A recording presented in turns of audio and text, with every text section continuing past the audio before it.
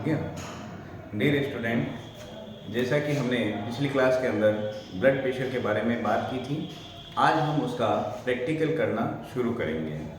Practical के अंदर हम लोग जानेंगे ब्लड प्रेशर के जांच करने वाले यंत्र को क्या कहा जाता है और उसके अंदर हमें क्या क्या प्रिकॉशन लेना चाहिए, क्या क्या प्रिकॉशन हम उसमें कर सकते हैं। जैसे मरीज हैं, अगर चल करके आया है तो उसको हम 5 मिनट के लिए या 10 मिनट के लिए कम से कम उसको बैठाएंगे, जिससे हमें उसका ब्लड प्रेशर एकदम एक्यूरेट मिले। जैसा कि हम बात कर रहे थे, ब्लड प्रेशर इससे चेक किया जाता है। इसे हम स्पिग्मोमैनोमीटर कहते हैं। डिफरेंट इंस्ट्रूमेंट दो प्रकार का होता है, रेडियल भी होता है और मैनुअल भी होता है। इसके अंदर पारा यूज होता है और बाकी जो दूसरे हैं उसमें डिजिटल भी होता है और जो है एक से भी ब्लड प्रेशर चेक किया जाता है। यहाँ हम बात करेंगे बीपी इंस्ट्रूमेंट के पार्ट्स के बारे में। सबसे पहले ये जो है इसे हम कफ बोलते हैं, कफ या काफ बोलते हैं, और ये रबर ट्यूबिंग कहा जाता है। इसकी हम बात करते हैं, ये है बल्ब, इसे हम बल्ब बोलते हैं, और ये हमारा लॉक है। यहाँ देखिए 0 से 290 तक मेजरिंग स्केल है, जिसके अंदर पारा यानी मरकरी जो एयर पुश करने के बाद में यहाँ से ऊपर आता है, और ये है लॉक। हमेशा ध्यान रखें, जब भी आपके पीपी इंस्ट्रूमेंट का यूज़ नहीं हो तो उस समय आपको इसे लॉक करके रखना है, नहीं तो पारा जो भी होगा मरकरी इसमें से बाहर भी आने के चांसेस रहते हैं। यहाँ से हम इसका लॉक हटा देंगे और इसे मरकरी चैम्बर बोलते हैं। इसके अंदर मरकरी रहता है। बात करते हैं बीपी जांचने के लिए दूसरे एक इंस्ट्रूमेंट की और ज़रूरत पड़ती है, जिसे हम स्टेथोस्कोप कहते हैं। यह स्टेथोस्कोप, यहाँ अगर हम बात करेंगे तो सबसे पहले हम इसकी बात करेंगे तो ये है ईयर पीस जो हमारे कानों के अंदर लगता है। दूसरा ये जो है स्टील पाइप, और यहाँ से यहाँ तक हम इसे बोलेंगे जंक्शन पाइप। दोनों पाइप आकर के एक ही जगह मिल रही है। उसके बाद में ये रबर ट्यूब हो गया। यहाँ हम बात करते हैं, इसको जो प्लास्टिक वाला है इसे हम बोलेंगे डायफ्राम। ये जो पूरा है इसे बोलेंगे चेस्ट पीस। इसकी अगर बात करते हैं तो ये पीडियाट्रिक उसमें काम लिया जाता है। जब भी हम एपिकल पल्स की जांच करेंगे तो यहाँ पे हमें इस पीडियाट्रिक चेस्ट पीस का उपयोग करना होगा। जब भी आप स्टेथ यूज़ करते हैं तो इसे हम चेंजर बोलते हैं। यहाँ पे देखिए, ये जो है इसे हम चेंजर बोलते हैं। जब भी हम चेंज करेंगे, अगर एडल्ट रहेगा तो उसके अंदर हमें ये वाला यूज़ करना है, और पीडियाट्रिक रहेगा, बच्चा रहेगा, तो वहाँ पे हमें इस साइड का यूज़ करना है। इसको अगर जैसे हम इधर घुमाएंगे तो ये जो है यहाँ से काम करना शुरू करेगा, और वापस बैक घुमा देंगे एंटी क्लॉकवाइज तो ये यहाँ से काम करना शुरू कर देगा। देखेंगे कि ब्लड प्रेशर किस प्रकार जांचा जाता है। सबसे पहले ये जो कपड़ा है हमें यहाँ से रिमूव करना है। आज हमारे पास एक पेशेंट आए हैं जिनको हमें ब्लड प्रेशर जांचना है, तो यहाँ ये हमारे पास 10 मिनट पहले आए थे, तो हमने इनको 10 मिनट बैठा करके रखा है, जिससे हमें एक्यूरेट ब्लड प्रेशर मिले। सबसे पहले इनका कपड़ा लूज है तो हम इस कपड़े को फोल्ड करते हुए यहाँ ऊपर तक ले आएंगे। लाने के बाद आप देखिए, ये जो आर्म का पार्ट है इस हिस्से को एंटीक्यूबिटल फोसा कहते हैं। फिर से देख लीजिए, ये जो है एंटीक्यूबिटल फोसा कहलाता है, ये सेंटर पॉइंट। और यहाँ पे आप फील करेंगे कि एक पल्स मिल रही है, जो धड़क रही है वो ब्रेंकियल पल्स कहलाती है, ब्रेंकियल आर्टरी। यहाँ से आपको एक बीट फील भी हो रही है और सुनाई भी देगी। हम कप का यूज करके इनको कफ लगा देते हैं। एक चीज स्टूडेंट्स और ध्यान रखें कि यहाँ हमारा जो कप अगर इस आर्म पे लपेटेंगे तो एंटीक्यूबिटल फोसा से मिनिमम 2.5 सेंटीमीटर अबव रहना जरूरी है, जिससे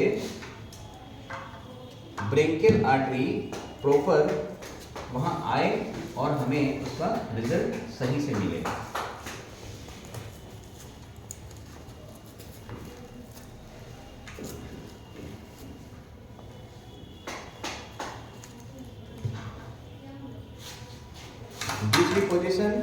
हमारे ब्लड प्रेशर इंस्ट्रूमेंट की पोजीशन हमेशा शोल्डर के इक्वल या अबोव होना जरूरी है। आप इसको ऐसे भी नहीं जांच करना है और ऐसे भी नहीं जांच करना है। हमेशा एग्जैक्ट ब्लड प्रेशर जो है आपको रेस्टिंग पोजीशन के अंदर ही सही मिलेगा। तो हम शुरू करते हैं ब्लड प्रेशर जांचना। एक बार इसकी पोजीशन देख लेते हैं, कफ का लूज नहीं है ज़्यादा। दूसरी बार यहाँ पे देख लीजिए, ये एंटीक्यूबिटल फोसा है जिससे 2.5 सेंटीमीटर कफ का पोजीशन ऊपर में है।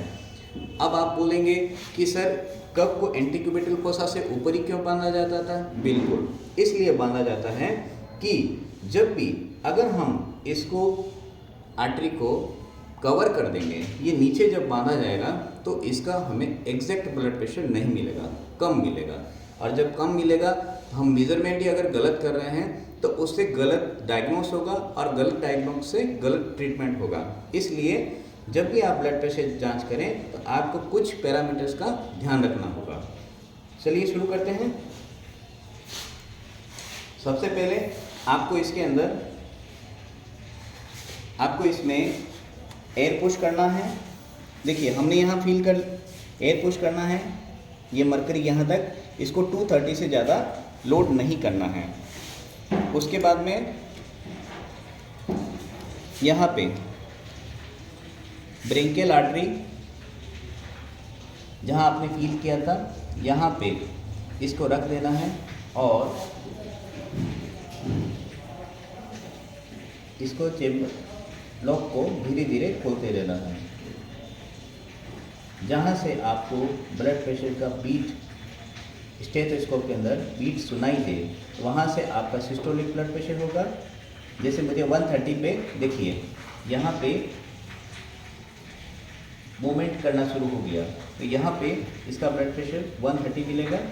और जहाँ पे सुनाई देना बंद हो जाए वो आपका डायस्टोलिक ब्लड प्रेशर कहलाएगा।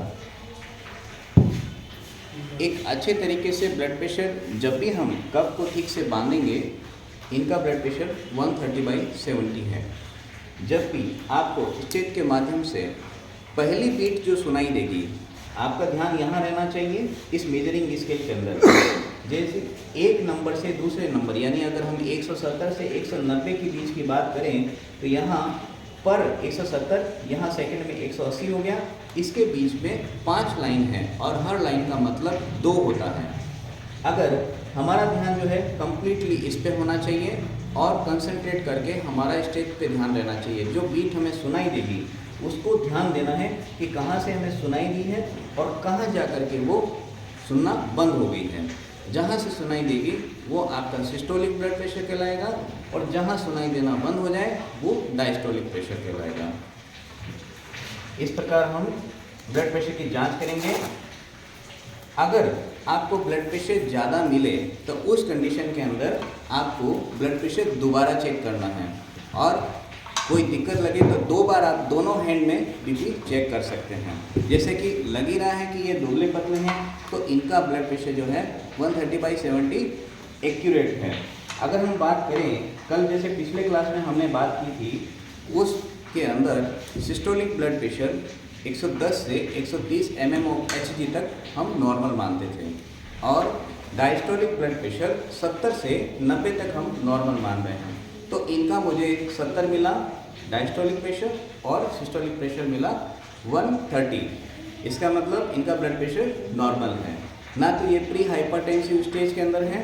एग्जैक्ट अगर हम बोलेंगे ना तो इनका बहुत अच्छा ब्लड प्रेशर है। अब हमें इसको वापस से कफ को हमने अच्छे से होल्ड कर दिया है, यहाँ हमने लॉक कर दिया है। लॉक करना बहुत ज़रूरी है क्योंकि और जब भी आप इसको रखेंगे तो लॉक करके ही रखें। सलबटे इसके निकाल दें, चाहे तो पाइप को भी खोल के रख सकते हैं। ये इसका चेम्बर लॉक है। यहाँ जो आपको नज़र आ रहा है इसे चेम्बर लॉक कहते हैं और ये बीपी इंस्ट्रूमेंट का लॉक है। स्टूडेंट्स, स्पिग्मोमेनोमीटर के द्वारा जो भी ब्लड प्रेशर लिया जाता है वही भरोसे के लायक है। ऐसे तो हम डिजिटल से भी बीपी जांच करना बता सकते थे, लेकिन डिजिटल जो है वो उस पर हम भरोसा नहीं कर सकते। उसके अंदर वेरिएंट्स आएंगे, आप जितना बार उसे चेक करेंगे कभी आपको 10 प्लस मिलेगा, कभी आपको 10 माइनस मिलेगा। बहुत बहुत धन्यवाद। मेरे चैनल को सब्सक्राइब कीजिए, केएम नर्सिंग क्लासेज में।